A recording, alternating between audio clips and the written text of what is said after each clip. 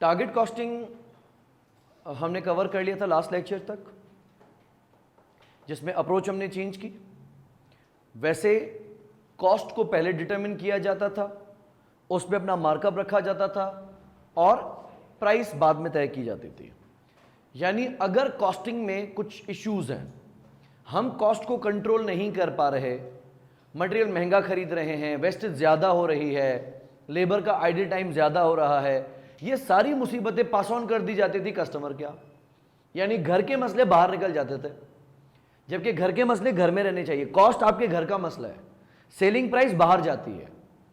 कोशिश हमें ये करनी चाहिए कि घर की बातें घर में रहें, घर के मसले घर में रहें, कस्टमर को उसकी छींटें नहीं आनी चाहिए, कस्टमर तक उसका इंपैक्ट नहीं आना चाहिए।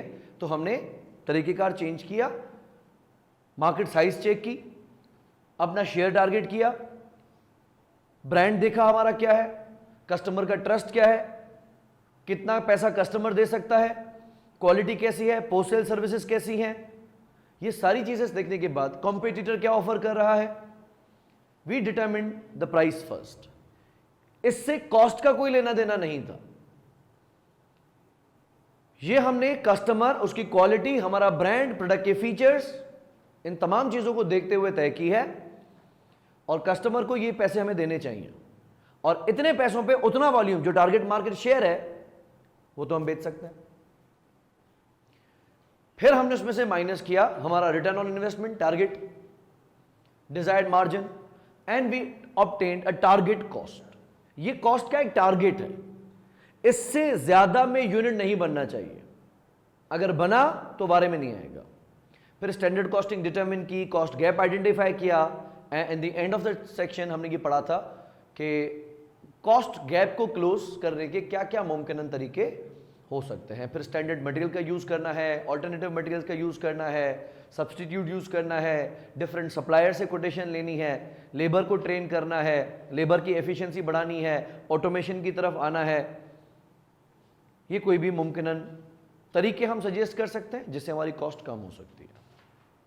नए टॉपिक की तरफ आते हैं, एक्टिविटी बेस्ड कॉस्टिंग। ये टॉपिक कैफ 8 में कभी था ही नहीं। न्यू स्कीम के अंदर इस टॉपिक को इंट्रोड्यूस किया गया। टॉपिक बहुत पुराना है, like I have been teaching this since 2010। ACCA के अंदर ये टॉपिक बहुत पुराना है, और 2010 से, मतलब हमने भी 2007 में पढ़ा था ये टॉपिक, और 2010 ऑनवर्ड्स में पढ़ाता आ रहा हूं इस टॉपिक को। लास्ट टाइम में भी मैंने पढ़ा दिया था, बाद में पता चला कि किताब के अंदर तो आया नहीं। जब बुक पब्लिश हुई तो उसमें वो चैप्टर डालना भूल गए, तो जब चैप्टर डालना भूल गए तो उन्होंने कहा चलो एग्जाम से भी निकाल देते हैं। तो उन्होंने नोटिस इशू कर दिया था कि एक्टिविटी बेस्ड कॉस्टिंग वैसे सिलेबस का हिस्सा तो है, लेकिन इस अटेम्प्ट में नहीं आएगा। मैं तो पहले पढ़ा चुका था, तो मैं कहा चलो डिलीट कर दो जो आपने सीखा। लेकिन एक्टिविटी बेस्ड कॉस्टिंग अब जो बुक अपडेट हुई है उसमें आ चुका है। Marginal costing, absorption costing and activity based costing, अब ये तीन ऑप्शंस हमारे सामने आते हैं। This costing has much to do with costing. Target costing में मैंने आपको कहा था कि target costing has nothing to do with costing, वो टेक्निक है, एक नाम कॉस्टिंग है, जबकि ये कॉस्टिंग है। एंड कॉस्टिंग का मकसद to determine the cost of a unit, batch और एन एक्टिविटी। दो मेन स्कूल ऑफ थॉट्स हमारे सामने आए कि प्रोडक्शन के अंदर जो वेरिएबल कॉस्ट आती है, वेरिएबल कॉस्ट मतलब एक इजाफी यूनिट बनाने की वजह से जो इजाफी खर्च आता है, जो वेरिएबल प्रोडक्शन कॉस्ट है, जिसमें आते हैं direct material, direct labour, direct expense या वेरिएबल ओवरहेड्स। इनको इंकर होने के टाइम पे एक्सपेंस आउट करना होता है या यूनिट कॉस्ट में डालना होता है? यूनिट कॉस्ट में डालना होता है। कौन कहता है ऐसा? सब ऐसा कहते हैं। मार्जिनल कॉस्टिंग भी यही कहता है, एब्जॉर्प्शन कॉस्टिंग, यानी दोनों यही कहते हैं। बात बिल्कुल वैलिड है, यहां तक हमारा कोई इख्तलाफ नहीं है। यानी वेरिएबल कॉस्ट यूनिट कॉस्ट का हिस्सा बनेगी, वेरिएबल प्रोडक्शन कॉस्ट सेलिंग नहीं, नॉन प्रोडक्शन नहीं। Variable production cost unit cost का हिस्सा बनेगी, ऐसा मानना है मार्जिनल कॉस्टिंग का भी, कॉमा एब्जॉर्प्शन कॉस्टिंग का भी एंड एक्टिविटी बेस्ड कॉस्टिंग का भी। फटा ही नहीं है, यहां तक हम बिल्कुल स्ट्रेट चल रहे हैं।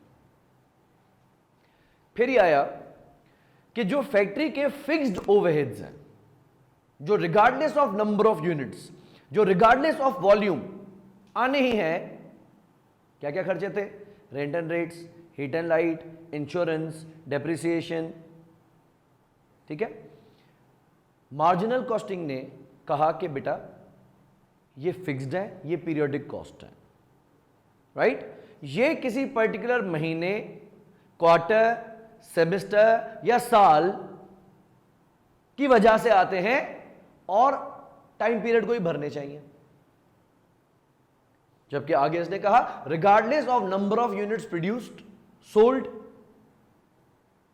एंड अनसोल्ड, कि कितने भी यूनिट्स आपने बनाए, उसमें कितने भी आपने बेच दिए, उसमें से कितने भी आपने बचा लिए, उसे कोई सरोकार नहीं रखते। फिक्स्ड खर्चा हमेशा प्रॉफिट और लॉस में ही जाएगा और इमीडिएटली एक्सपेंस आउट हो जाएगा, खत्म। ये किसने कहा? Marginal costing.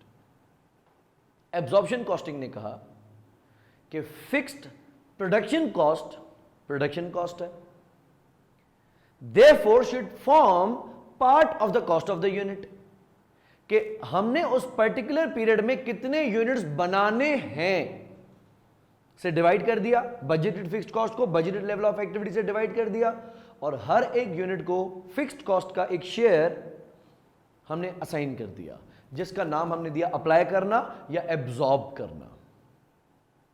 जितने एक्चुअल नंबर ऑफ यूनिट्स बनाते गए, हर यूनिट को फिक्स खर्चा भी दागते गए। By the end of period जितना खर्चा एब्जॉर्ब हुआ और जितना खर्चा एक्चुअल आया, वो कहलाता था अंडर एब्जॉर्ब्ड या ओवर एब्जॉर्ब्ड। इसका क्या कहना है? This is exactly same as absorption costing.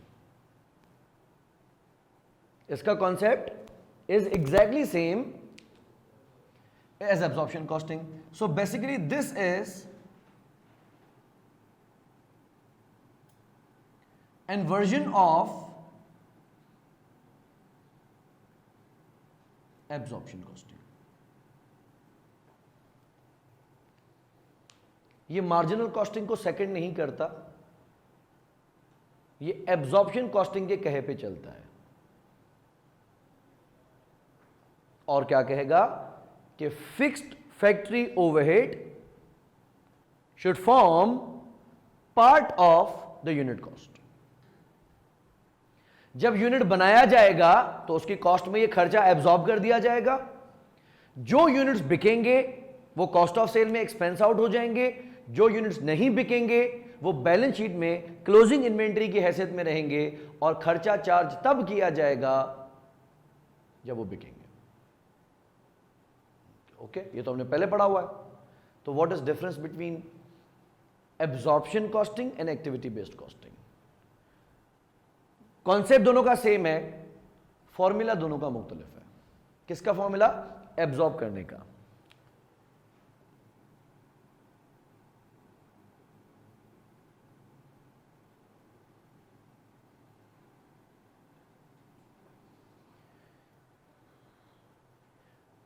Absorption costing में एब्जॉर्प्शन कैसे की जाती है? पूरी फैक्ट्री का जितना भी खर्चा होता है,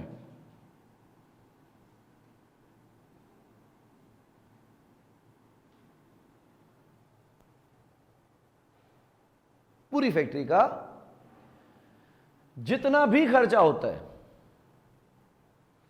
उस खर्चे को एब्जॉर्ब किसी एक ही बेसिस पे कर दिया जाता है। क्या हो सकता है वो? या नंबर ऑफ यूनिट्स हो सकते हैं, या नंबर ऑफ लेबर आवर्स हो सकते हैं, या नंबर ऑफ मशीन आवर्स हो सकते हैं।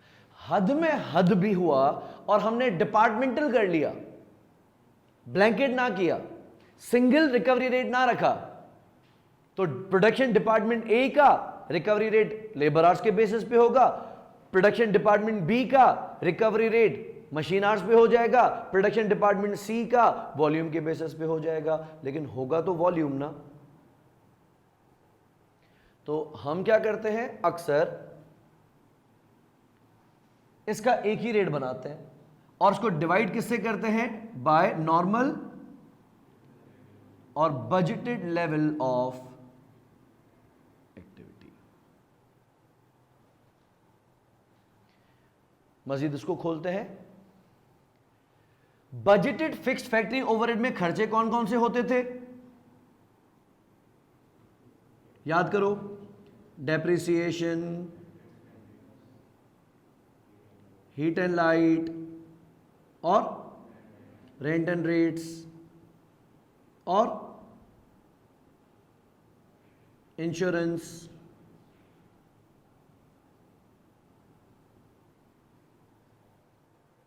ठीक है, मेंटेनेंस कॉस्ट, सर्विस डिपार्टमेंट्स के खर्चे। हम इन सारे खर्चों को आपस में मिलाते और किसी एक लेवल ऑफ एक्टिविटी से डिवाइड कर देते हैं। और ये लेवल ऑफ एक्टिविटी में खासियत क्या होती कि ये होता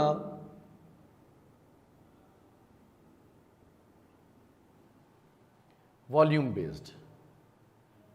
वॉल्यूम बेस्ड, वॉल्यूम मतलब जो प्रोडक्ट ज्यादा टाइम लेगा वो ज्यादा खर्चा भरेगा, जिस प्रोडक्ट के ज्यादा यूनिट्स बनाए जाएंगे वो ज्यादा खर्चा भरेगा, वॉल्यूम बेस्ड। तो लेवल ऑफ एक्टिविटी हम क्या क्या रखते हैं, बजटेड मशीन आवर्स या लेबर आवर्स या नंबर ऑफ यूनिट्स। बहरहाल फॉर्मूला ये था कि हम सारे खर्चों को मिला के एक कर देते और किसी एक लेवल ऑफ एक्टिविटी के बेसिस पे एब्जॉर्ब कर देते। ऐसा करना ठीक था, जस्टिफाइबल नहीं है। मैं मिसाल के तौर पे ये कहूं कि अगर 5 दोस्त खाना खाने जाते हैं और हम कोई एक डिश मंगवा लें, मिसाल चिकन कढ़ाई फुल मंगवा ली, तो ये फॉर्मूला समझ में आने जैसा है कि जितना भी बिल आए 5 दोस्तों पे डिवाइड कर दो। अब बोटियां गिनना तो और लगेगा, तूने कितने नान खाए ये गिनना तो और लगेगा, तो ठीक है चला लेते हैं। लेकिन अगर हम एक किसी कैफे पे जाते हैं, किसी ऐसे रेस्टोरेंट पे जाते हैं जहां हर डिश की सर्विंग 1 पर्सन है, फिर कोई कहता है मैं पिज्जा जिंगर खाऊंगा, कोई कहता है मैं क्लब सैंडविचेस खाऊंगा, फिर कोई फिश बिस्किट्स मंगा लेता है, अलग अलग डिशेस मंगवा ली, और ऑफ कोर्स हर किसी के रेट्स अलग अलग हैं। Would it be fair to divide the entire bill by 5? No. Of course, जिसने महंगा आइटम खाया है, कोई आ जाता है मैं स्टेक खाऊंगा आज, मशरूम स्टेक, स्टेक खाएगा तो पैसे भी स्टेक के भर भाई। और वो जो मायो गार्लिक रोल खा के बैठ गया 160 रुपए वाला, वो तो 160 रुपए भरेगा बेचारा। जस्टिफाइबल होना चाहिए, जबकि यहां पे हम वॉल्यूम बेस चला लेते थे। ये एक्सेप्टेबल तब तक था जब तक नंबर 1 बिजनेस की नेचर ऑटोमेशन नहीं थी, लेबर ओरिएंटेड थी। मेजॉरिटी ऑफ खर्चे बिजनेस के वेरिएबल होते थे और एक small amount of cost fixed होती थी। तो इस फॉर्मूला को हम जस्टिफाइबल तब कर सकते हैं व्हेन सिग्निफिकेंट या majority of cost is variable and fixed part is relatively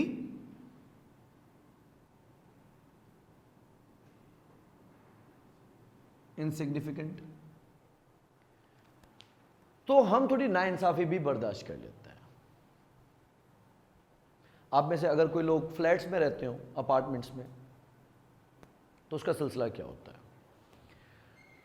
वैसे तो हर बंदा अपने घर का खर्चा खुद करता है, उसके बिजली का बिल भी खुद भरेगा, गैस का बिल भी वो भरेगा, घर की सफाई काम वाली हो उसके पैसे भी खुद भरेगा, जो राशन आएगा वो भी खुद भरेगा, मेजॉरिटी ऑफ कॉस्ट।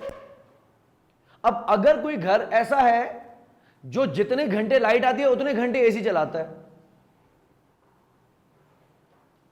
बस लोड शेडिंग के टाइम पे आउटर उसका चुप होता है, नहीं तो आउटर बचता ही रहता है, बड़ा पैसा है इसके पास, उसकी मर्जी, वुड यू इंटरफेयर? नहीं, उसका अपना मीटर है, जितना ज्यादा चलाएगा उतना ज्यादा बिल भरेगा। लेकिन कुछ खर्चे ऐसे होते हैं जो हम जनरली शेयर करते हैं। मिसाल, पानी के मोटर चलते हैं, अंडरग्राउंड टैंक भरते हैं, फिर ऊपर चढ़ाते हैं, लिफ्ट चलती है, अगर जनरेटर चलता है बैकअप के लिए, सफाई होती है, प्लाजा की लाइट्स लगी होती हैं, बल्ब्स एंड एलईडीज, उनका खर्चा कौन करता है? हम एक कम्युनिटी बनाते हैं, एक यूनियन बनाते हैं, और वो यूनियन में हर कोई बंदा 1000 1500 3,000 डिपेंडिंग नंबर ऑफ फ्लैट्स कितने हैं और खर्चा कितना है, वहां पे हम ये वाला फॉर्मूला लगा देते हैं कि पूरे महीने का यूनियन का खर्चा कितना आता है और पूरे प्लाजा में फ्लैट्स कितने हैं, और हर फ्लैट पे हम 2,500 2,000 रुपए का अमाउंट चार्ज करते हैं, वो हर महीने देते हैं, उनसे चौकीदारों को तनख्वाहें दी जाती हैं, बिजली के बिल अदा किए जाते हैं, जनरेटर को मेंटेनेंस रिपेयर किया जाता है और उसमें डीजल डलवाया जाता है। हालांकि इसमें भी कुछ खत्ती लोग आ जाते हैं, वो कहते हैं यार मैं तो ग्राउंड फ्लोर पे रहता हूं, मैं लिफ्ट नहीं यूज करता, लिहाजा मेरी यूनियन कम होनी चाहिए, मैं क्यों 2,500 रुपए भरूं। और छठे फ्लोर वाला देखो, उसके बच्चे सारा दिन नीचे ऊपर नीचे ऊपर नीचे ऊपर, और 5वें फ्लोर पे खातून है, वो तो ट्यूशन पढ़ाती है, सारा दिन बच्चों का आना जाना लगा रहता है, तो लिफ्ट का बिल जो ज्यादा आ रहा है वो तो खातून की वजह से आ रहा है। और शकूर भाई ने तो तौबा ही कर ली, घर में इतने अफराद इतना पानी इस्तेमाल करते हैं, उसकी वजह से मोटर चलता है, लिहाजा उनको ज्यादा। लेकिन हम कहते हैं कि जाने दें, हम हर एक फ्लैट से बराबर अमाउंट चार्ज कर लेते हैं, बिकॉज जो मेजॉरिटी ऑफ कॉस्ट बिल्डिंग की है बिजली की, वो हर कोई अपना अपना बिल भर रहा है। लेकिन जो मेन मीटर है लिफ्ट और मोटर का, जिसका बिल छोटा बहुत आ जाता है, वो हम सब में तकसीम कर देते हैं। सफाई हर कोई अपने घर की अपनी अफोर्ड करता है, लेकिन जो बाकी प्लाजा का झाड़ू पोछा होता है उसके स्वीपर को हम पैसे सब मिलके दे देते हैं। तो हम इस फॉर्मूला से मुतमईन हैं। क्या किसी के घर में घुसा जाए कि कौन कितना पानी इस्तेमाल करता है, और किसी को ये भाई मैं तो नहाता ही नहीं हूं, देखो खुद ही जुम्मे के जुम्मे, फिर भी मुझसे पैसे लोगे, तो क्या किसी की जातियात पे जाया जाए? भाई सब ठीक है, 2,500 रुपए करके हम चला लेते हैं। कराची में एक फ्लैट में हम रहते थे, वहाँ कोई 8 टावर्स थे, पूरा सेंटर था, उसमें 8 टावर्स थे, ब्लॉक्स थे, नीचे दुकानें, कमर्शियल्स। अनफॉर्चुनेट इंसिडेंट हुआ, वहाँ आग लग गई, और नीचे क्योंकि केमिकल की दुकानें थीं और मैट्रेस फोम और रबर की दुकानें थीं, तो आग बेकाबू हो गई, हाथ में ही नहीं आके दे रही। फिलहाल तो सारे रेजिडेंट्स भागे, जैसे आग का पता चला रेजिडेंट्स तो निकल गए, जानी नुकसान कोई नहीं हुआ, लेकिन आग 8-10 दिन तक कंट्रोल में नहीं आ सकी। वो हेलीकॉप्टर भी आ गया, ऊपर से पानी डाल रहा है, लेकिन बहुत खतरनाक एमेजना रोड पे जब आग अपने हिसाब से थमी, सब कुछ जला के घरों को वापस लौटे, सबने पेंट करवाया, रिपेयर करवाए घर, हुआ ये कि मीटर सारे जल गए।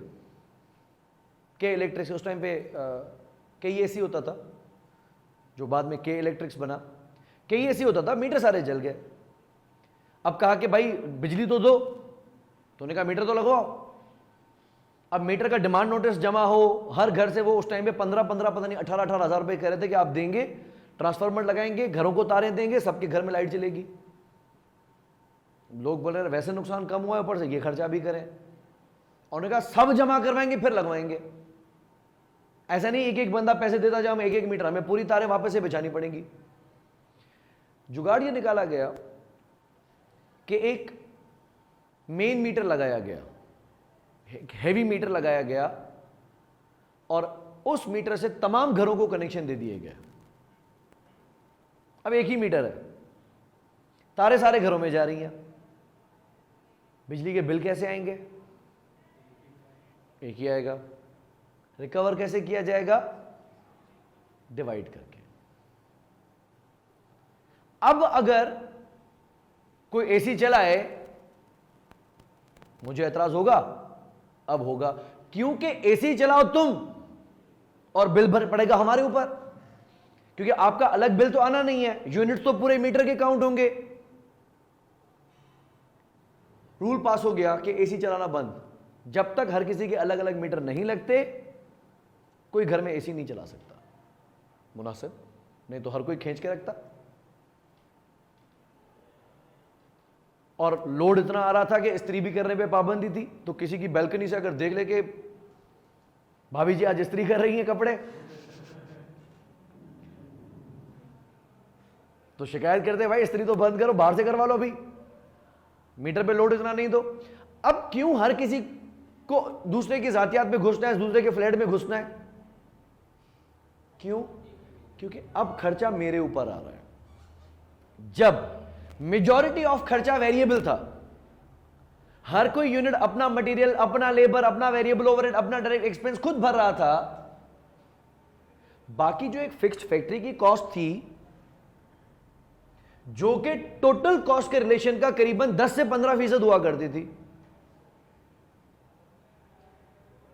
तो उसको हम किसी भी फॉर्मूला के बेसिस पे जस्टिफाई कर लेते थे कि भाई अगर जिसने जो मंगवाया वो बिल तो भरेगा, लेकिन मीठे में जो आया वो सबने मिलके खाया। कोल्ड ड्रिंक्स जो आई वो सबने मिलके एक पिक्चर मंगवाया, बड़ी 1.5 लीटर मंगवा ली, जंबो, मिलके पी ली, वेटर को टिप देनी है। अब मेजॉरिटी ऑफ कॉस्ट, जिसने क्लब सैंडविच मंगवाया, जिसने मेयो गार्लिक रोल मंगवाया, जिसने चिकन चटनी रोल मंगवाया, जो जिसने खाया वो अपना बिल भरेगा। लेकिन कुछ बिल ऐसा है जो डायरेक्टली एट्रीब्यूटेबल नहीं है, उसका क्या करेंगे? डिवाइड कर लेंगे 5 बंदों पे। अब गिलास गिनूं कि मेरे सामने 3 गिलास तो तूने पिए हैं, मुनासिब नहीं है। यार वेटर को मेरी तरफ से तुम 15 रुपए देना, बाकी अपने अपने कर लो, मुनासिब नहीं लगता। हम क्या करते हैं, जो ऊपर का अमाउंट है जो डायरेक्टली एट्रीब्यूटेबल नहीं है, क्योंकि वो इनसिग्निफिकेंट सा है, वो हम डिवाइडेड बाय 5 कर लेते हैं। लेकिन जो मेजर कॉस्ट है अगर वेरिएबल है तो हमें एतराज नहीं है। लेकिन कैसा हो कि मेजर कॉस्ट फिक्स्ड हो जाए और वेरिएबल कॉस्ट इनसिग्निफिकेंट रह जाए, तो फिर फॉर्मूला को जस्टिफाई करना चाहिए। अब हमारी बिजली का खर्चा फिक्स्ड है। फिक्स का मकसद क्या है कि पूरे प्लाजा का एक ही आएगा और उसके अंदर मौजूद 38 फ्लैट्स पे तकसीम किया जाएगा वो खर्चा। तो मैं अनजस्टिफाइड फॉर्मूला नहीं चला सकता। या तो बेहतर यह कि सब मीटर लगवा लो और हर किसी के फ्लैट के बाहर एक मीटर हो, वहां से यूनिट गिन लेंगे, जिसने जितने यूनिट चलाए हो वो उतना बिल भर ले। अगर ये नहीं कर सकते तो एटलीस्ट इस फॉर्मूला से हम तो मुत्तफिक नहीं हैं कि अगर कोई कह रहा, आप खुद देखो हम सुबह से शाम तक होते हैं, दोनों मियाँ बीवी काम पे निकल जाते हैं, सारा दिन थकार के वापस आते हैं, खाना भी बाहर से खाते हैं, आप सारा बिल हमारे ऊपर चार्ज कर रहे हो। Right to argue that means कि जो हम बिजली इतनी कंज्यूम ही नहीं कर रहे, और शफकत भाई ने तो यूपीएस 4 बैटरीज वाला लगाया हुआ है, सारा बिजली तो स्टोर करके रख लेते हैं। एतराजात हो सकते हैं। ये एतराजात उठेंगे कब? जब मेजर खर्चा फिक्स्ड हो और relatively insignificant amount of cost variable हो। वेरिएबल तो बेचारी अपने ठिकाने खुद ही लग जाती है, वो तो डायरेक्टली एट्रीब्यूटेबल होती है ना। फिक्स्ड कॉस्ट डायरेक्टली एट्रीब्यूटेबल नहीं है। तो एब्जॉर्प्शन कॉस्टिंग ने जब तक ये कहा कि पूरे के पूरे खर्चे को एक साथ मिलाओ और किसी एक लेवल ऑफ एक्टिविटी के बेसिस पे दाग दो सबको, हम चुप थे। तब तक चुप थे जब तक एक छोटा सा अमाउंट अनजस्टिफाइड तरीके से डिवाइड हो रहा था। सोच लो कि अगर कोई शख्स उमर रसीदा आखिरी वक्त में है, 4 बेटे उसके सराहने खड़े हैं कि बाबा कुछ बोल के जाओ, और बाबा विरासत पहले ही कर चुके हैं। तीजे पे वकील साहब भी आ जाते हैं कि भाई विल मेरे पास पहले से मौजूद है, बच्चों टेंशन नहीं करना। और पता चलता है कि बाबा जी के नाम पे कोई 25 करोड़ रुपए की प्रॉपर्टीज हैं, वो बेटियों को हिस्सा, बेटों को हिस्सा वो अपनी तरफ से करके दे चुके हैं। बाद में पता ये चलता है कि 25 करोड़ रुपए की प्रॉपर्टी तो जायज तरीके से तकसीम की जा चुकी है, आधा हिस्सा या पूरा हिस्सा या 2 हिस्से और 1 हिस्सा जैसा जिसका बनना था वो बना के जा चुके हैं। और कानूनी तौर पे अब कोई किसी के ऊपर केस नहीं कर सकता कि मेरा इस पे हिस्सा बनता है, क्योंकि वाल साहब पहले कर चुके हैं। पता ये चलता है कि एक छोटा सा प्लॉट 4 लाख रुपए का खरीदा था बाबा जी ने, वो तो लिखना ही भूल गए विरासत में। क्या होगा? हड्डा। बड़ा भाई बोलेगा यार तुम लाडले हो, छोटे, मेरी बेटे की उम्र की हो, तुम रख लो, क्योंकि करोड़ों रुपए की जो जायदाद थी वो तो सही तकसीम हो चुकी है। रह गया 4 लाख रुपए का एक प्लॉट, अब लाख रुपए के लिए लड़ो। वो बोलेगा भाई आप बड़े हैं, आप रख लें, या बाबा के नाम पे कुछ बना लेते हैं, मस्जिद बनवा लेते हैं इस प्लॉट पे। नोबडी इज गोना फाइट, क्योंकि करोड़ों रुपए तकसीम हो चुके हैं, सुई अटकी है लाख रुपए के ऊपर, तो अटकेगी नहीं। लेकिन अगर कहानी उल्टी होती, बाबा जी को पता नहीं सूझा भी क्या, आखिरी प्लॉट याद आ गया कि आखिर में 4 लाख का खरीदा था ना, उसको ऐसे ऐसे बांट दो, फिर पता चला 25 करोड़ रुपए की एक मकान था, वो तो बांटा ही नहीं। वकील साहब को बोलेंगे आप भी, मतलब वकील साहब बोलेगा मैंने तो बहुत याद दिलाया, लेकिन भाई साहब को याद ही नहीं आ रहा था, अपने ही ख्यालों में थे। अब क्या होगा? छोटा भाई बोलेगा बड़े भाई आप रख लो, अब तो फुप्पो भी आ जाएंगी बीच में, कोई छोड़ेगा थोड़ी। हर कोई बोलेगा भाई मेरा ज्यादा हिसाब बनता है यार, कम ऑन बॉयज, सबसे बड़ा हूं तो 50% तो मेरा है, बाकी देख लो, भाई बहन आपस में बन जाओ। छोटा बोलेगा क्या हो गया भाईजान, आखिर में मैं आया हूं, लाडला हूं, आपने तो आधी जिंदगी आपने भी गुजार ली है, शुरू तो हमारी हुई है, तो मुझे ज्यादा पैसों की जरूरत है, आप तो अपना भी बना लोगे, तो 50% मेरा, बाकी देख लें। अब चलेंगी गोलियां, अब जाएगा केस कोर्ट में, अब होंगे मसले। अगर छोटा अमाउंट अनडिस्ट्रीब्यूटेड था या अनजस्टिफाइबली डिवाइड हो जाता है, कबूल है, लेकिन अगर अमाउंट बड़ा है तो ऐसे नहीं जाने देंगे। माहौल चेंज हो गया। एब्जॉर्प्शन कॉस्टिंग का फॉर्मूला किसी एक बेसिस पे तमाम खर्चे को डिवाइड करने का था, जबकि एक्टिविटी बेस्ड कॉस्टिंग की जरूरत पहुंची कब है? याद रखिएगा, अब हम दौर में हैं जिसको हम कहते हैं AMT। AMT stands for advanced manufacturing technologies. अब ये ट्रेडिशनल तरीके से हम काम नहीं कर रहे, हम काम कर रहे हैं on advanced manufacturing technology, automation. अब दौर वो नहीं रहा कि सिग्निफिकेंट कॉस्ट वेरिएबल हो और फिक्स्ड कॉस्ट इनसिग्निफिकेंट हो। अब दौर बदल चुका है।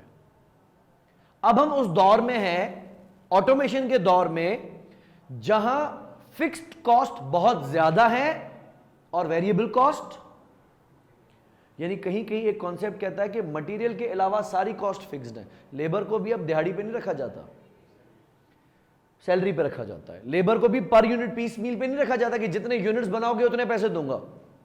अब लेबर भी फिक्स में आ चुका है।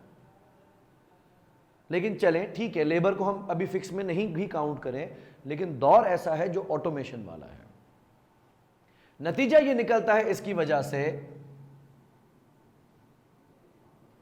कि कॉस्ट का सिग्निफिकेंट पार्ट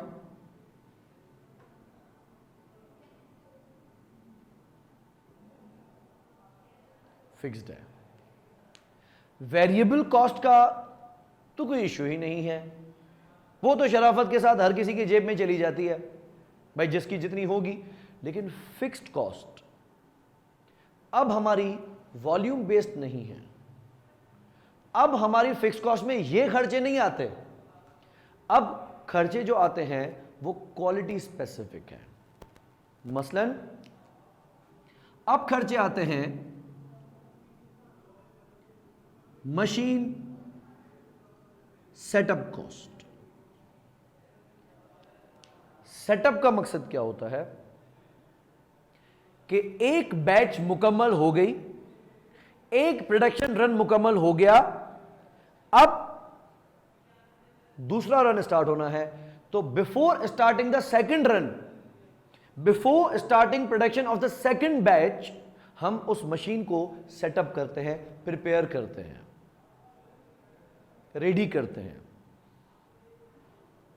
छोटी सी मिसाल ले लें कि अगर एक मिक्सर में मैंने ब्लैक पेंट मैन्युफैक्चर किया है और अब मुझे व्हाइट की बाल्टियां बनानी है, क्या कर दूं? व्हाइट के पिगमेंट्स डाल दूं? कचरा हो जाएगा। पहले आपको उसको पूरा रेडी क्लियर करना पड़ेगा, क्लीन करना पड़ेगा, इतना कि ब्लैक का नामो निशान भी ना रहे। नहीं तो अगर थोड़ा भी एलिमेंट मिक्स हो गया तो वो प्योर व्हाइट नहीं होगा, फिर ऑफ व्हाइट, हमें मिल्की व्हाइट नहीं मिलेगा, हमें मिल्की व्हाइट बनाना है। एज एन एग्जाम्पल, एक पतीले में अगर आपने बिरयानी बनाई है और अब आपका चाय का मूड हो रहा है, उसमें तो नहीं डाल दोगे ना, पहले उसको पूरा। बिरयानी के साथ चाय कौन पीता है? क्यों नहीं पीते भाई, सारा मात पीते हैं। तो अगर हम उसको प्रॉपर क्लीन करते हैं पहले, we are making that process ready for the next production run. अब हमारा खर्चा सेटअप कॉस्ट का ज्यादा होता है। Same is cost of order processing.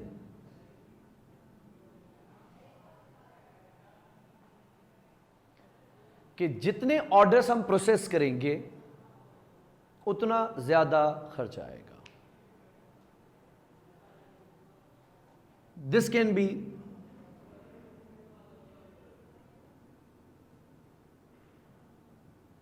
Dispatching cost. Dispatch समझते हैं? नहीं, डिस्पैच मतलब कुरियर करना जिस तरीके से होता है, हाँ, कंसाइनमेंट को भेजना किसी के पास। अब हमारा खर्चा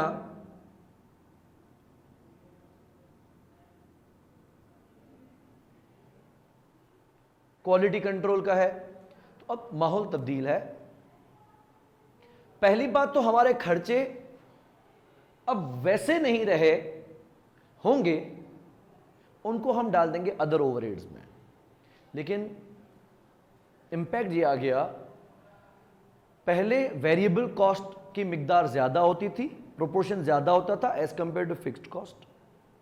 अब ऑटोमेशन की वजह से फिक्स्ड कॉस्ट की क्वांटिटी प्रोपोर्शन बढ़ गया है, वेरिएबल कॉस्ट का कम हो गया है, और फिक्स्ड कॉस्ट की फितरत भी बदल चुकी है।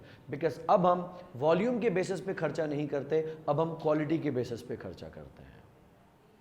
As a simple example, we have got a product J and we have got a product S. Product J के हम बनाते हैं 1,00,000 यूनिट्स और प्रोडक्ट S के हम बनाते हैं 10,000 यूनिट्स। अगर हम इसके बेसिस पे डिवाइड करेंगे तो जिसका वॉल्यूम ज्यादा होगा उसको खर्चा ज्यादा दिया जाएगा, बिकॉज 1,00,000 यूनिट्स तो J के है ना। लेकिन J की क्वालिटी कंपैरेटिव टू S हल्की है। और हम 20-20 हजार यूनिट्स का एक बैच बनाते हैं। याद रखें, बैच साइज जितना बड़ा होगा क्वालिटी उतनी कॉम्प्रोमाइज हो सकती है। अगर एक ही क्लास में 125-150 बच्चा बिठा दिया जाए तो टीचर कितना तवज्जो दे सकेगा? नाम भी नहीं याद कर पाएगा बच्चों के, परफॉर्मेंस तो दूर की बात है। अगर एक ही बैच के अंदर 20,000 यूनिट्स डाल दिए गए और आपने जे के बनाने हैं लाख यूनिट्स, तो कितनी बैचेस बनाओगे? 5। जबकि प्रोडक्ट एस कंपैरेटिवली सेंसिटिव है, हम उसकी क्वालिटी में डिफेक्ट बर्दाश्त नहीं कर सकते हैं, उसकी वजह से उसका बैच साइज है 1000 का। तो 10,000 यूनिट्स बनाने के लिए आपको कितने प्रोडक्शन रन्स करने पड़ेंगे, कितने बैचेस बनाने पड़ेंगे? 10। हालांकि क्वांटिटी जे की ज्यादा है लेकिन नंबर ऑफ बैचेस 5 है, और क्वांटिटी एस की कम है लेकिन नंबर ऑफ बैचेस उसके 10 हैं। खर्चा ज्यादा किसको मिलना चाहिए? जिसकी क्वालिटी ज्यादा है या जिसका वॉल्यूम ज्यादा है? जिसकी क्वालिटी ज्यादा है। लिहाजा यह खर्चा वॉल्यूम के बेसिस पे तकसीम अब नहीं होना चाहिए, अब इसके तकसीम का फॉर्मूला मुख्तलिफ होना चाहिए। ठीक है। अच्छा, दूसरी बात, सिंगल फॉर्मूला को तो तसव्वुर ही खत्म कर दो। सिंगल फॉर्मूला मतलब सारा खर्चा समेटो और किसी एक ही बेसिस पे तकसीम मार दो। भाई आप खुद सोचो, मैं निकल रहा हूं घर की सब्जियां लेने के लिए, तो घर वालों ने मुझे कोई आलू प्याज टमाटर बता दिए, 2-2 किलो 6 किलो लेने जा रहा था। कोई पड़ोस की आंटी ने पकड़ लिया, बोला बेटा कहां जा रहे हो? आंटी सब्जियां लेने, मेरी भी लेके आओ, लिखो। उसने भी पर्ची थमा दी, लेकिन आंटी ने लेट से चिकन लिख दी उसमें कि मेरे लिए 1 किलो चिकन 1 किलो मटन लेके आ जाना। मैं कहा ठीक है आंटी, चला गया। और एक चचा भी पकड़ लेते, बेटा गर्मी बहुत है कहां जा रहे हो? सब्जियां लेने। और अंकल ने भी 2 सब्जियां थमा दी कि भाई ये लिख के जाओ, मेरे लिए भी लेके आ जाओ। अब मैं जब वापस आता हूं तो देखता हूं कि इतने किलो आलू, इतने किलो प्याज, इतने किलो टमाटर, इतनी चिकन, इतना मटन और इतनी गाजर मूली है, सबको मैंने कर दिया टोटल। मैंने ये किया कि जितना भी मेरा बिल बना आज इस ट्रिप में, मैं जितना भी दुकानदार को दे के आया पैसे, उन तमाम पैसों को नंबर ऑफ किलोग्राम से डिवाइड कर दूं। भाड़ में जाए कि वो नंबर ऑफ किलोग्राम में चिकन है या आलू है, प्याज है, टमाटर है, गाजर है, क्या है, मैंने डिवाइड मार दिया। और देखो कि मेरी कॉस्ट पर किलोग्राम कितनी है। घर वालों को बोलो भाई आपने 6 केजी मंगवाया था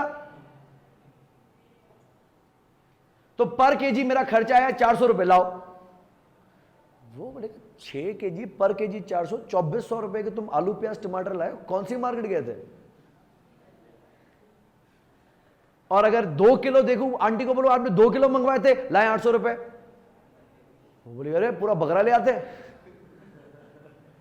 अगर 400 रुपए किलो के हिसाब से मिल रहा था, दमपुख्त बना लेती मैं, बकरा कटवा के ले आते पागल। और चचा तो बोलेंगे यार क्या है, तुम्हारे बाप को बताऊंगा, डंडिया बहुत मारते हो बीच में। Like would it be a suitable formula कि मैं सारी सब्जियों या टोटल जो भी बिल आया है उसको टोटल केजी से डिवाइड करके पर केजी सबके मल्टीप्लाई कर दूं? यहां तो ऐसा कर रहे थे कि मैंने पूरी फैक्ट्री का खर्चा टोटल किया, लेबर आवर से डिवाइड कर दिया, मशीन आवर से डिवाइड कर दिया, नंबर ऑफ यूनिट से डिवाइड कर दिया। भाई ये भी तो देखो कि बन क्या रहा है, उसकी क्वालिटी भी इतनी इंपॉर्टेंट है या नहीं है। तो ये फॉर्मूला गलत हो गया। अब आप बोले गलत था तो पढ़ाया क्यों? तो मैंने माहौल बना दिया कि तब दिन कुछ और थे, अब दिन कुछ और है। तब फिक्स खर्चा इतना था छोटा सा कि अगर किसी के साथ नाइंसाफी कर भी ली तो कोई चू नहीं करता था। लेकिन अब क्योंकि मेजॉरिटी ऑफ कॉस्ट फिक्स्ड है, इस वजह से जस्टिफाई होना चाहिए। दूसरा, पहले जो खर्चे आते थे वो थे भी ऐसे चिल्लर चिल्लर वॉल्यूम जैसे खर्चे, अब जो खर्चे हैं वो क्रिटिकल है। तो एक्टिविटी बेस्ड कॉस्टिंग ये कहता है कि in short run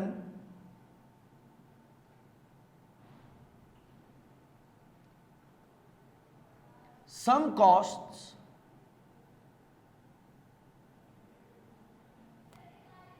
are variable. मिसाल डायरेक्ट मटेरियल है, डायरेक्ट लेबर है, वो वेरिएबल है, लेकिन in long run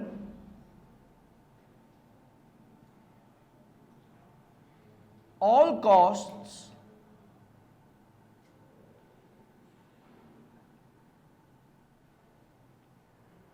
are variable.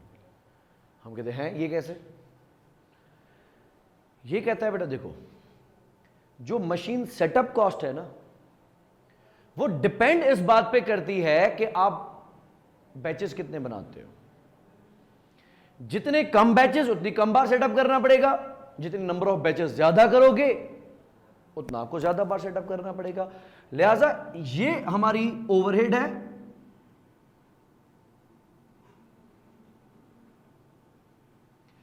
और एक लफ्ज मैं आपके सामने रख रहा हूं, कॉस्ट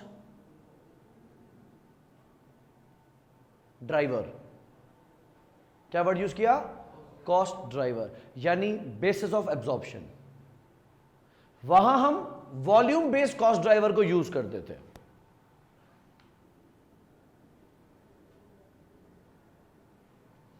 अब हम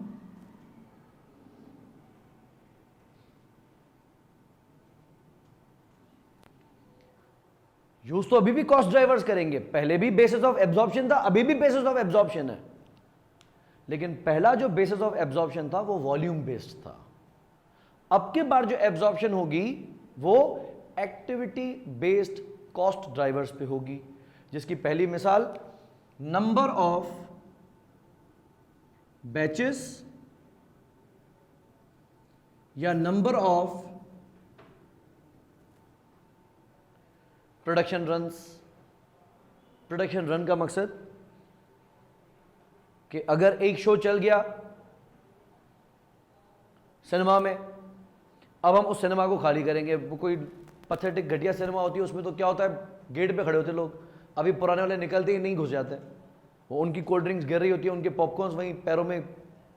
लेकिन अगर कोई क्वालिटी मेंटेन सिनेमा होगा तो वो जब तक पहली क्राउड को आउट कर देगा, पूरी क्लीनिंग करेगा, एंड देन नए क्राउड को इन करेगा। जितने ज्यादा शोज चलाओगे उतना ज्यादा आपकी कॉस्ट आएगी। इसको हम कहते हैं प्रोडक्शन रन। ठीक है, अगर हम बैच साइज बड़ा कर देते हैं तो कम बैचेस में, कम क्लासेस में ज्यादा बच्चे निमट जाएंगे। लेकिन अगर हम कम कम बच्चे करके बिठाते हैं, कुछ स्कूल्स होते हैं अपनी क्वालिटी मेंटेन करने के लिए कहते हैं 20 से ज्यादा एडमिशंस नहीं लेंगे, पता नहीं कहां होते हैं वो स्कूल्स, लेकिन अगर ऐसे कोई स्कूल्स है जो कि कहते हैं कि हम 20 से ज्यादा एडमिशन नहीं लेंगे, यानी एक क्लास में ज्यादा से ज्यादा हम 20 बच्चा बिठाएंगे, 25 बच्चा बिठाएंगे, तो उससे क्या होगा, उसको नंबर ऑफ क्लासेस फिर ज्यादा करनी पड़ेंगी। सेम गोज है, क्वालिटी जितनी बेहतर करना चाहो, बैच साइज उतना कम होगा और नंबर ऑफ प्रोडक्शन रन्स या नंबर ऑफ बैचेस उतने ही ज्यादा होंगे। अल्टीमेटली हम अगर टोटल 15 प्रोडक्शन रन्स करते हैं, एस, जे और एस को मिला के, जितनी भी मशीन सेटअप कॉस्ट होगी, अब उसको divide labour our, machine our, volume से नहीं किया जाएगा, बल्कि नंबर ऑफ बैचेस से किया जाएगा, जो कि 15 है। 10 बैचेस बनेंगी, सॉरी 5 बैचेस बनेंगी जे की और 10 बैचेस बनेंगी एस की। वॉल्यूम कम होने के बावजूद भी एस को खर्चा ज्यादा जाएगा, क्योंकि 5 बैचेस का खर्चा लाख यूनिट से तकसीम होना है और 10 बैचेस का खर्चा 10,000 यूनिट से तकसीम होना है। तो कॉस्ट पर प्रोडक्ट एस जो होगी वो बहुत ज्यादा हो जाएगी। हो जाए भाई, जिसकी क्वालिटी बेहतर उसका खर्चा ज्यादा।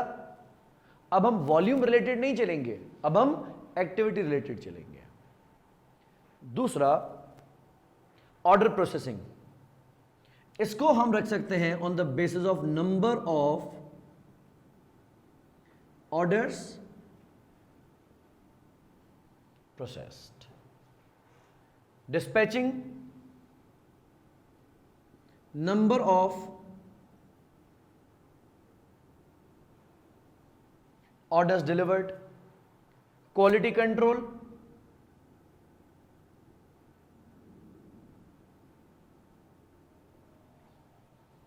नंबर ऑफ इंस्पेक्शंस,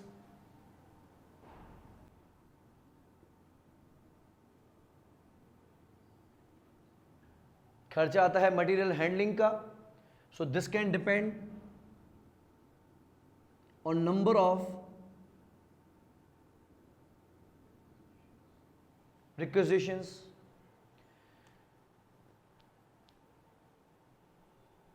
तो जब हम कोई सवाल करेंगे, एक ही सवाल 3 तरीकों से सॉल्व हो सकता है, एक मार्जिनल कॉस्टिंग वाला तरीका, एक एब्जॉर्प्शन कॉस्टिंग वाला, एक एक्टिविटी बेस्ड कॉस्टिंग वाला। एग्जामिनर इसमें मार्जिनल कॉस्टिंग को तो हटा ही देगा, बोला इसको तो छोड़ो, वो तो आपको पहले ही पता है कि क्या डिफरेंस है। तो ऐसा मुमकिन है सवाल, जिस तरह हमने पास्ट में भी किए हैं, कि हम रिकंसाइल करते हैं between absorption costing and marginal costing.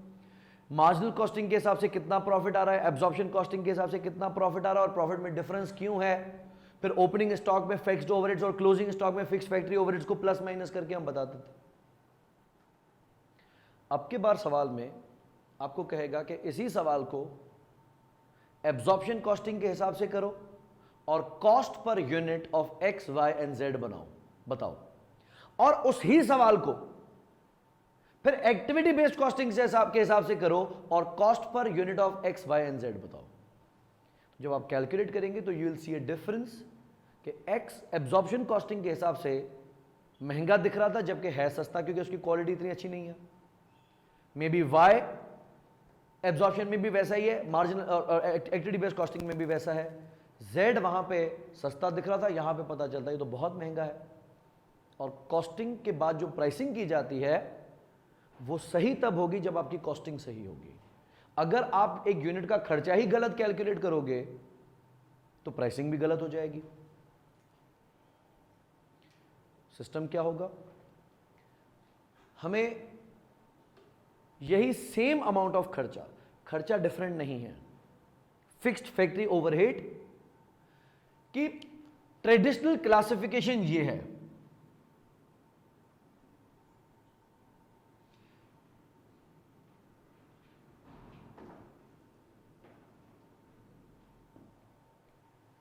लेकिन इसमें हम क्या करेंगे, ये हमारी जो रिवाइज्ड क्लासिफिकेशन है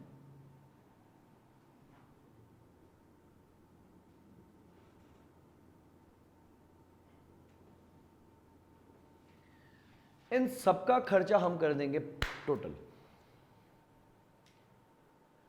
ये भी सेम होगा, ये भी सेम होगा। फर्क सिर्फ ये है कि पहले मैंने टोटल बिल कर दिया था जिसमें आलू प्याज टमाटर मटर जो कुछ चिकन मटन सब मिला दिया था, लेकिन मैंने सबको मिला के एक कर दिया। अब मैं उसको क्लासिफाई करूंगा कि आलू क्या लाए हैं, आलू का बिल कितना है और कितने केजी है, प्याज कितने की लाए हैं और कितने केजीज हैं, चिकन कितनी लाए हैं और कितने केजीज हैं। मैं उनको क्लासिफाई करूंगा इनटू एक्टिविटीज और डिवाइड उनके रिस्पेक्टिव ड्राइवर से करता चलूंगा। तो जहां एक्टिविटी बेस्ड कॉस्टिंग कह रहा है इन लॉन्ग रन, यानी अगर ओवर द टाइम देखा जाए, all costs are variable. Variable का मकसद क्या है कि लेवल ऑफ एक्टिविटी के इंक्रीज होने से इंक्रीज हो।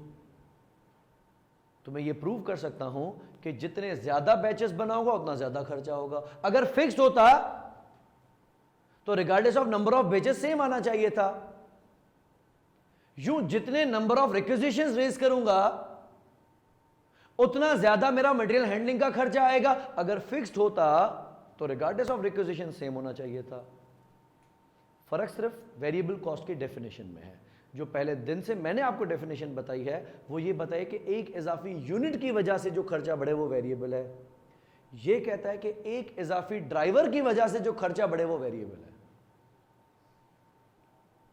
शॉर्ट टर्म में वेरिएबल हम किसको बोलते हैं, मार्जिनल कॉस्ट को। The extra cost of producing one extra unit is variable. यहां पे कहता है the extra cost of performing one extra activity. ये उसको वेरिएबल कहता है, हम उसको वेरिएबल कहते हैं। ये कहता है शॉर्ट टर्म वाली वेरिएबल को तो मैं वेरिएबल मान रहा हूं ना, लेकिन आप इस बात को भी मानो कि लॉन्ग टर्म में तमाम खर्चे वेरिएबल ही हैं। याद रखेंगे ये कोई अलग कंपनी और अलग कंपनी का डेटा नहीं होगा, अलग फैक्ट्री का डेटा नहीं होगा, अलग प्रोडक्ट्स का डेटा नहीं होगा, वही प्रोडक्ट एक्स वाई और जेड बनेंगे, यहां पे भी वही प्रोडक्ट एक्स वाई और जेड बनेंगे। डायरेक्ट मटेरियल दोनों बोलेंगे मुझे दे दो, डायरेक्ट लेबर वेरिएबल ओवरहेड मुझे दे दो, लेकिन फिक्स खर्चा ये सिंगल लाइन में एब्जॉर्ब हो जाएगा, ये 4 से 5 लाइनों में एब्जॉर्ब होगा, क्योंकि हर किसी को एब्जॉर्ब करने का तरीका मुख्तलिफ होगा। So we will calculate cost per driver, setup cost per batch, processing cost per order, order dispatching cost per order delivered, quality cost per inspection, material handling per requisition. फिर देखेंगे कि प्रोडक्ट एक्स के कितने batches हैं, Y के कितने batches हैं, Z के कितने बैचेस हैं, कितने ऑर्डर्स एक्स वाई और जेड के हैं। इंस्पेक्शंस, अगर किसी की क्वालिटी बेहतर करनी है तो इंस्पेक्शन ज्यादा करनी पड़ेगी। 9th मैट्रिक और बोर्ड के एग्जाम्स में इंस्पेक्शन, जो खड़ा होता था बंदा वो तो अपना ही होता था, बोला ये इशारा करूंगा समझना टीम आई है, छुछ बोलूंगा समझना टीम आई है, तो कैसी इंस्पेक्शन है। लेकिन अगर एक ही टीम ने पूरे हैदराबाद बोर्ड के कॉलेजेस को कवर करना है तो कहां कहां मुंह देंगे। बीकॉम के पेपर्स में एक ही यूनिवर्सिटी ऑफ सिंध की टीम निकलती है और वही भिटिया जा रही होती है, वही सईदाबाद जा रही होती है, वही हैदराबाद के किसी कॉलेज, कहां कहां पहुंचेगी वो टीम। तो अफवाहें छोड़ दे, टीम आ रही है टीम आ रही है, लेकिन आप क्वालिटी इंश्योर नहीं कर सकते। अगर आपको क्वालिटी बेहतर रखनी है तो एक एक्सटर्नल जो फेयर हो उसको आप खड़ा कर दो। अगर एक्सटर्नल खड़ा होगा टीम का एक बंदा, हर वक्त हमारे सर पे खड़ा है, जिस तरह एक दौर था, शायद 2000 का दौर था मुशर्रफ के टाइम पे, मैट्रिक के एग्जाम्स खुले ग्राउंड में हुए थे और आर्मी खड़ी थी, इतने बच्चे फेल हुए, पास होने भी नहीं थे। बोले यार ये क्या तरीका है। खैर फिर उस जनरेशन के साथ नाइंसाफी हो गई कि बिकॉज अगली जनरेशन में वही सिलसिला चल पड़ा, लेकिन वो सर भी नहीं हिलाने दे रहे थे, खुजाने भी नहीं दे रहे थे, सर क्या करे नोट्स तो नहीं है, चेक कराओ। फिर उसको खड़ा कर पूरी चेकिंग लेते थे, बच्चे फेल हो गए जगह से। अगर आप नंबर ऑफ इंस्पेक्शंस बढ़ाते हैं तो उससे क्वालिटी इंप्रूव होगी। अगर किसी में हम क्वालिटी के साथ हल्का फुल्का कॉम्प्रोमाइज झोल रखते हैं, खैर है खराब हो गया क्या हो गया, तो लेट्स से एक्स के ऊपर हम नंबर ऑफ इंस्पेक्शन कम रखते हैं, वाई के ऊपर हम नंबर ऑफ इंस्पेक्शन कम रखते हैं, लेकिन जेड के ऊपर हमारे नंबर ऑफ इंस्पेक्शन ज्यादा है, तो Z will bear the highest cost. ये सारे खर्चे हम टोटल करेंगे, बाद में हम एक्स के वॉल्यूम से, वाई के वॉल्यूम से और जेड के वॉल्यूम से डिवाइड कर देंगे। We will get the activity based cost per unit of X Y and Z. ये बात याद रहे, एक्टिविटी बेस्ड कॉस्टिंग इंप्लीमेंट करना, प्रैक्टिकली इंप्लीमेंट करना इज वेरी एक्सपेंसिव, क्योंकि आपको डेटा रखना पड़ेगा अपने पास, रिकॉर्ड्स रखने पड़ेंगे हर छोटी छोटी चीज़ के, कि कितने बैचेस हुए, कितने प्रोडक्शन रन्स हुए, कितनी इंस्पेक्शंस हुई, और data capturing is not cheap. We have been discussing कि आज के दौर में जो बिग डेटा है, डेटा साइंटिस्ट सबसे ज़्यादा पैसा कमाएगा, क्योंकि गेम पूरा डेटा का है। इंटेलिजेंस का मकसद ही क्या है, डेटा, कि अगर मुझे हर बंदे का ये पता चल जाए कि उसने कितनी बार सिग्नल तोड़ा है। हम तो इस बात पे परेशान है कि पेट्रोल की कीमत गाड़ियों वालों के लिए अलग होनी चाहिए, बाइक और रिक्शा वालों के लिए अलग होनी चाहिए, लेकिन होगी कैसे। अगर गाड़ी वाले बाइक की लाइन में खड़े हो गए कैसे रोक सकते हो। पेट्रोल पंप्स को कैसे इंश्योर किया जाएगा कि बाइक वाले को पेट्रोल सस्ता देना है और कार वाले को पेट्रोल महंगा देना है। बनाओ कोई फॉर्मूला। लेट्स से आप कहते हो कि अगर टैंकी 500,000 रुपए में फुल हो जाए तो बाइक में काउंट हो, लेकिन अगर कोई से ज्यादा तो कार वाला 4 चक्कर मार देगा। कैसे इंश्योर करेंगे। या तो गेट लगवा दो कि बाइक ही जा सके, गाड़ी जा ही नहीं सके उसके अंदर। क्या पेट्रोल पंप वाला आपके साथ सिंसेरिटी करेगा। वो गाड़ियों को पेट्रोल बेच रहा होगा, बाइक वालों को भी बेच के दिखाएगा गाड़ियों को बेच दिया, कि गवर्नमेंट से सब्सिडी क्लेम कर रही है ना उसने। किस किस को शराफत के दायरे में लेके आओगे? सारी कौम करप्ट है, कोई आपके साथ ऑनेस्टी के साथ खड़ा नहीं होगा। तो हमें इसको इंश्योर करना होता है कि कैसे कर पाएंगे, ये चीज कैसे कर पाएंगे, ये कैसे नोट होगा। तो you will have to maintain records, और ये डेटा कैप्चरिंग सिस्टम्स बड़े एक्सपेंसिव होते हैं। जरूरत हो तो एबीसी लॉन्च करना, नहीं तो छोड़ देना। जरूरत का मकसद क्या है? अगर अभी भी आप ट्रेडिशनल सिस्टम, मैन्युफैक्चरिंग सिस्टम पे चल रहे हैं जहां वेरिएबल कॉस्ट बहुत ज्यादा और फिक्स्ड कॉस्ट कंपैरेटिवली कम है, तो चलने दो एब्सॉर्प्शन कॉस्ट। एक वर्ड हम यूज करते हैं, कॉस्ट बेनिफिट एनालिसिस। सुना है कभी?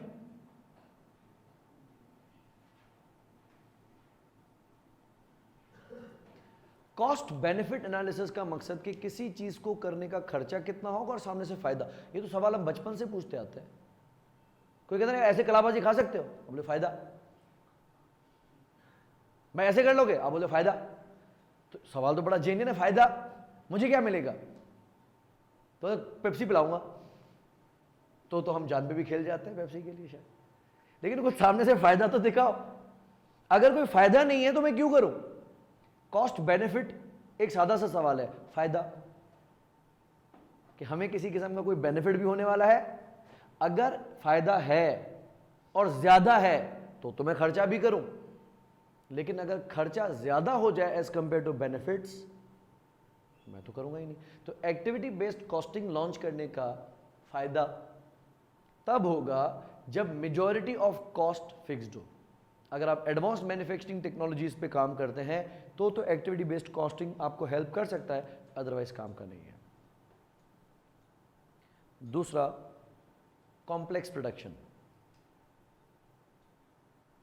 कॉम्प्लेक्स प्रोडक्शन का मकसद क्या है कि कुछ यूनिट्स की क्वालिटी डिफरेंट है और कुछ प्रोडक्ट्स की क्वालिटी डिफरेंट है। कॉम्प्लेक्स प्रोडक्शन है। अगर सबकी क्वालिटी का लेवल सेम है, सबका वॉल्यूम सेम है, तो ये भी वही जवाब देगा, वो भी वही जवाब देगा। भाई अगर कोई बेटा शादीशुदा है, उसके खुद के बेटे यूनिवर्सिटी जा रहे हैं, कोई न्यूली मैरिड है, कोई नौजवान है, कोई अभी कॉलेज जा रहा है, वो चाचा जी के बाकी हिसाब बाद में देखेंगे, लेकिन उसमें तकसीम में मसला हो सकता है कि कौन से बेटे को कितना प्रॉपर्टी का हिस्सा मिलना चाहिए। लेकिन अगर प्लस माइनस सब 1.5-2 साल के गैप के हैं और एक ही लेवल पे हैं, तो तकसीम बराबर ही होगी। लेकिन अगर बेटियां हैं तो हिस्सा अलग बनेगा, एक हिस्सा बनेगा, उसके 2 हिस्से बनेंगे। अगर कॉम्प्लेक्सिटी है तो एक्टिविटी बेस्ड कॉस्टिंग कुछ फ्रूटफुल रिजल्ट्स दे सकता है। लेकिन अगर कॉम्प्लेक्सिटी नहीं है, तमाम प्रोडक्ट्स की क्वालिटी भी सेम है, वॉल्यूम भी सेम है, तो ABC will not be of much help. और अगर बेटा इकलौता ही है तो जायदाद की तकसीम किस बेसिस पे होनी चाहिए? एब्जॉर्प्शन बेसिस पे कि एक्टिविटी बेस्ड कॉस्टिंग पे? बोले कैसे भी करो, यही इसी ने भरनी है। अगर एक कंपनी बनाती ही एक प्रोडक्ट है या उस फैक्ट्री में बनता ही एक प्रोडक्ट है, पूरा इतना बड़ा प्लांट है, बनाता सिर्फ सीमेंट है और एक ही तरह का सीमेंट बनाता है, तो मैं एक्टिविटी बेस्ड कॉस्टिंग पे आके क्या कर लूंगा? ऐसे दो या वैसे दो, भरना तो उसी ने, तो खर्चा करने का फायदा। अगर कॉम्प्लेक्स प्रोडक्शन है, अगर मोर देन 1 प्रोडक्ट्स हैं, अगर एडवांस मैन्युफैक्चरिंग टेक्नोलॉजी है, अगर फिक्स्ड कॉस्ट की रेलेवेंस सिग्निफिकेंट है, तो एक्टिविटी बेस्ड कॉस्टिंग कुछ फ्रूटफुल निकाल सकती है। अदरवाइज एक्टिविटी बेस्ड कॉस्टिंग का ऐसा फायदा नहीं होगा। As far exam question is concern, most probably वो हमें एक सवाल देगा जिसमें इन कॉस्ट को क्लासिफाई करके दे देगा। हम इन कॉस्ट सबको प्लस करेंगे, भूल जाएंगे कि ये अलग अलग है, कि आलू प्याज टमाटर और चिकन मटन है, हम सबको मिला के एक बिल कर देंगे और यहां रख देंगे, और सबको लेवल ऑफ एक्टिविटी लेबर्स पे, मशीन आवर्स पे या वॉल्यूम पे, जिस तरह हम अब तक करते आए हैं, डिवाइड करके पर यूनिट दे देंगे कि भाई तुमने कितने लेबर आवर्स लिए? 1.5, ये लो। तुमने कितने लिए? 2, ये तुमने आधा, ये लो। जिस तरह हम हमेशा से कॉस्टिंग करते हैं वैसे ही कर देंगे। तो we'll calculate cost per unit of X, Y and Z. फिर हम कहेंगे कि नहीं, ये कॉस्ट एक नहीं है, इसमें आलू अलग है, प्याज अलग है, टमाटर अलग है, चिकन अलग है, मटन अलग है, भिंडी अलग है, ये अलग कर दिया। और हर किसी के यूनिट्स अलग है। अब वहां हम एक OAR निकालते थे, यहां हम 5-6 जितने भी हों 4 OARs निकालेंगे। और फिर actual level of activity, actual number of production runs, actual number of orders processed से मल्टीप्लाई करेंगे और हर एक प्रोडक्ट को देंगे। फिर आखिर में एक ही बार आप टोटल वॉल्यूम से डिवाइड कर देंगे तो कॉस्ट पर यूनिट आ जाएगी। डिफरेंस बताया जाएगा कि एब्जॉर्प्शन कॉस्टिंग से ये यूनिट इतने का पड़ रहा है, एक्टिविटी बेस्ड कॉस्टिंग से ये यूनिट इतने का पड़ रहा है। थोड़ी मेहनत ज्यादा होगी इसमें। कभी कभी ऐसा देगा कि कोई ऐसा खर्चा होगा जिसका कोई सूटेबल ड्राइवर नहीं मिल सकता। जिस तरह मैंने कहा कि उसने अदर ओवरहेड्स दे दी है, अदर ओवरहेड्स में यही वॉल्यूम बेस्ड वाले आ जाएंगे। जब कोई ऐसा ओवरहेड है जो एक्टिविटी बेस्ड नहीं है, वॉल्यूम बेस्ड है, उसका आपको बता देगा कि इसको लेबर आवर्स पे कर देना, इसको मशीन आवर्स पे कर देना, इसको नंबर ऑफ यूनिट्स पे कर देना। तो ये वाला फॉर्मूला यहां भी लगेगा लेकिन किसी एक पे। क्लियर? उसके लिए हम कोई रैंडम ड्राइवर यूज कर लेंगे वॉल्यूम बेस्ड। लेकिन बाकी जो मेजॉरिटी है, मिसाल के सब्जियों के साथ हमने जगह जगह से हरा धनिया, हरी मिर्च ये भी डाल दी साथ में, और उसका रेट हमने पूछा ही नहीं, उसने 20 रुपए की डाल दे, 40 रुपए की डाल दे, तो वो हम तीनों को बराबर बांट देते हैं। खैर हो गई, छोटा सा अमाउंट है। लेकिन जो बड़ा अमाउंट है उसमें इनजस्टिस नहीं होना चाहिए, वो अनजस्टिफाइबल नहीं होनी चाहिए, वो जस्टिफाइबल होनी चाहिए। So this is the entire scenario of activity based costing. Conceptually clear है? क्वेश्चंस इसके बिल्कुल भी मुश्किल नहीं होंगे अगर कॉन्सेप्ट समझ गए हैं तो। और कॉन्सेप्ट में जड़ ये है, खर्चा वही है, कंपनी वही है, फैक्ट्री वही है, तरीकेकार मुख्तलिफ है। ये सारे खर्चों को मिला के एक ही सब्जी का बिल बनाता है और एक ही केजी से डिवाइड कर देता है जितना टोटल वजन है, जबकि ये अलग अलग अलग। ठीक हो गया? आज के लिए मैं इतना रख रहा हूं। कल की क्लास में मैं इसके क्वेश्चंस लेके आ जाऊंगा। कुछ क्वेश्चंस अगेन मैं करवाऊंगा। I got plenty, as I told you के आई कैप के लिए ये टॉपिक न्यू है, लेकिन मेरे लिए ये न्यू नहीं है। मैं काफ़ी अरसे से इसके अच्छे खासे सवाल मेरे पास हैं। कुछ सवाल मैं करवा दूंगा, बाकी सवाल मैं आपको दे दूंगा। ठीक है? See you next class then. Thank you.